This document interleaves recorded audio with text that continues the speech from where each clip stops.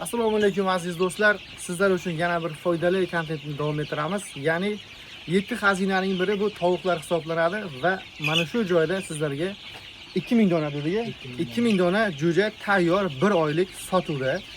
Nima qilingan, qanday narsalar bilan boqilgan, hammasini hozir bittalab ma'lumotini beramiz. Qani unda boshladik. Bu jo'jalar Andijon qora jo'jalari. Qon aka, bunga nimalar qildik, qanaqa ukol, vaksina, dorilar nimalar qilgan? To'liq ma'lumotini beraylik. Chunki bu jo'jani olsam 2 kunda, 10 kundan keyin o'lib qolmaydimi degan savollar bo'ladi. Assalomu alaykum aka, yaxshimisiz? Yaxshi kun oldingizmi? Rahmat, yaxshimisiz? Aka, bu Andijon qora jo'jalari, Andijon viloyati Asaka tumanidan olib kelingan. Olib kelingandan keyin hamma dorilar qilingan, antibiotiklar, vitaminlarga hamma yechimlari bo'lgan. Hozir bemalol endi tashqarida boqsa bo'laveradi. Hech qanday kasalliklardan o'tib olgan, o'lim sonlari bo'lmagan deyarli.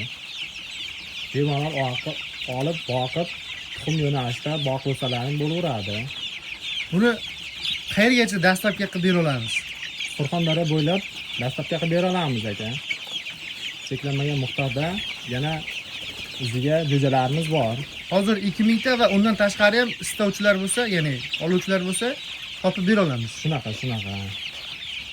Xo'p, yana olgan odamga yem borasida ham muammo bo'lmaydimi? Sizni o'zingiz olib ketsa bo'ladimi? Bir xil o'zi tayyorlanmaydigan bo'lsa.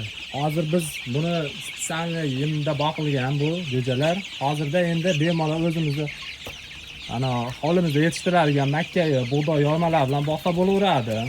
Hozir o'zimizda yemlari bor, xohlaganlarga qilib beraveramiz aka. Ha, demak, makkaga bug'doyda bitta yorma qilib o'tkazib yuboramiz tegirmondan, bo'ldi, tayyor. Bo'ldi. Kattalik qilmaydi bunga. Yo'q, bemalol yeb ichaveradi. Endi tashqari qo'yib olib qo'ysam, o'zimnikini ko'raveradigan bo'lib qoldi aka bular.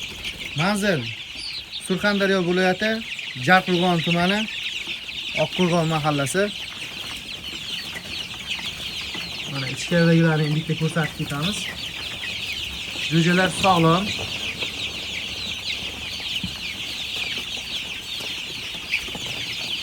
Aynan men o'zim ham vaqtida ana shunday jo'ja yetishtirishda Toshkentga olib borganman.